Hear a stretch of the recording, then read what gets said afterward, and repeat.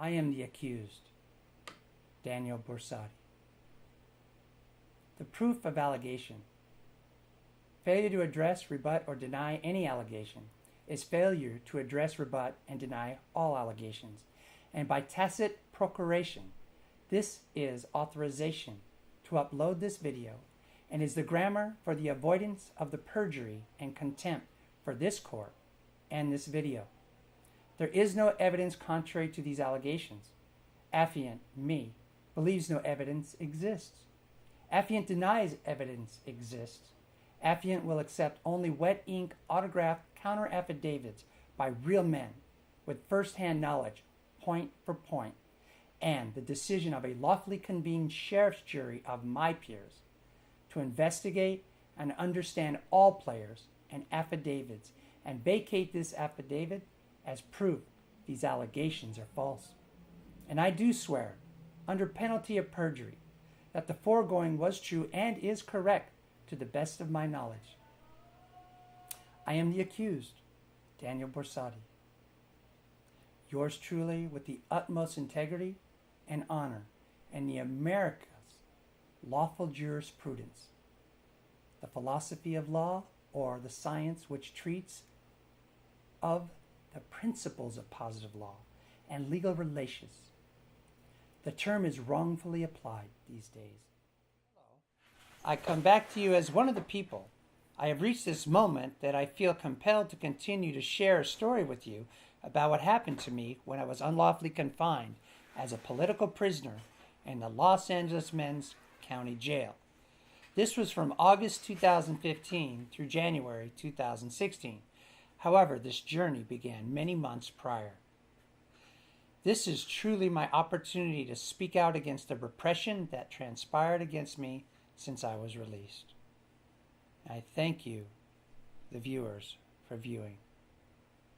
While in jail, booking number 4427492 for case number 5, S as in Sam, R as in Robert, 01622, I was denied multiple rights. The most inhumane was the deprivations of the basics of food, water, and medical aid, and at times I was harassed by the guards as I was sought after as the target of personal raids, where sometimes my food and water were taken and never returned.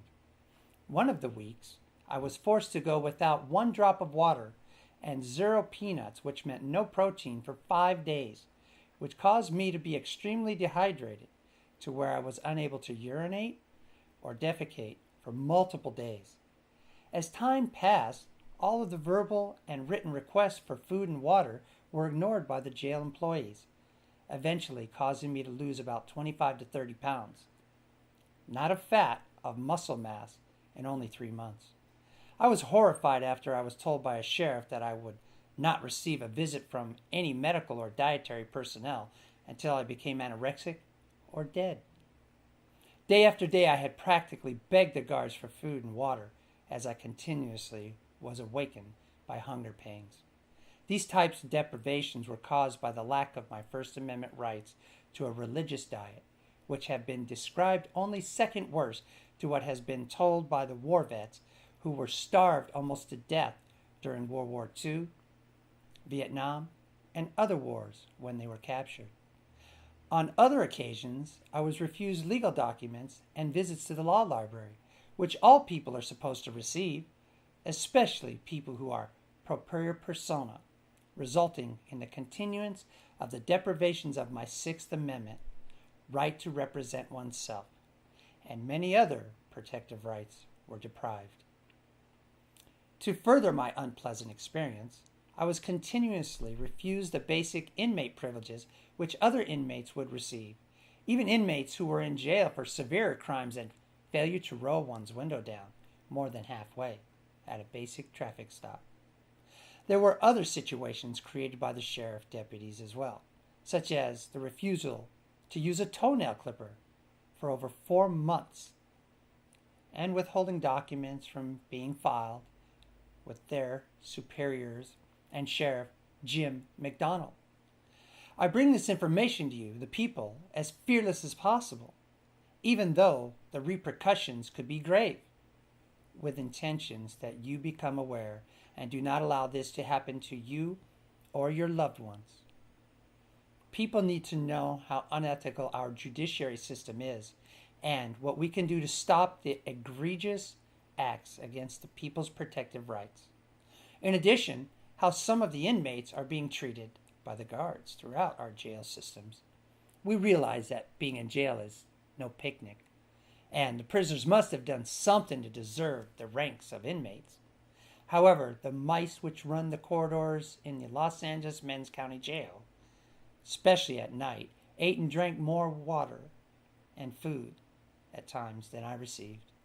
I feel it is necessary that I continue to expose these lawbreakers, and I plead to the people with hope to receive assistance to make matters worse. When I was injured while detained, and the Los Angeles Sheriff's Department refused to allow me to see a doctor. They refused me basic medical attention and services, leaving me to pay for everything out of pocket, and I cannot afford to. The most they were willing to do was one x-ray. No sling, no ice, no MRI, no orthopedic surgeon to treat me. Although I was released prematurely, many believe the reason for the early release was that the Men's County Jail did not have to pay for the MRI or orthopedic appointment and the necessary surgery that I still need. I am now on the verge of losing my home while reaping the repercussions of being locked up for 5 months or so, which was very, very sad, and stripped me of all my financial abilities. I feel compelled to humble myself as I'm forced into asking the public's support to lend whatever financial assistance you can in order to help me to get the needed surgery and, if possible, save my home. In addition to the financial help, I could use assistance for legal services from well-educated paralegals, a lawyer, or lay people who are legally inclined. Your time and legal support will help me greatly and be greatly appreciated so that we can uncover the truth in what is still happening to me, which can also happen to anyone at any time. What happened to the days when people said, "Howdy, neighbor"?